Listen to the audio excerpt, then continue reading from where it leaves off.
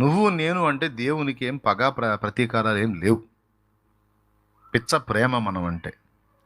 ఆ ప్రేమ ఉంది కాబట్టే ఈ పరీక్షలోకి మనల్ని రాణిస్తున్నాడు.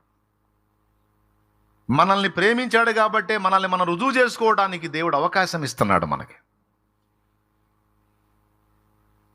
నానా, నువ్వు మంచి ఉద్యోగస్తుడు కదా, నువ్వు డిఎస్పి కదా నాన్న, నేను డిఎస్పి కొడుకును కదా, మళ్ళీ నన్నేంది నాన్న నువ్వు ఎస్పీ కావాలంటావు ఏంది నాన్న, నువ్వు డిఐజీ కావాలంటావు, నువ్వు ఐజీ కావాలంటావు ఏంది నాన్న, ఆల్రెడీ నువ్వు డిఎస్పీగా నాన్న, ఆల్రెడీ నీ కొడుకుని నేను డిఎస్పీ కొడుకుని, ఇంకేంది నాన్న నాకేం కావాలంటే, నువ్వు ఒక సామాన్యుడి కొడుకు అయితే నీ గొడవ ఉండేది కాదురా, నువ్వు డిఎస్పీ కొడుకు అయ్యావు, ఇప్పుడు నీ ముందున్న ఛాలెంజ్ ఎస్పీ రా అంటాడు.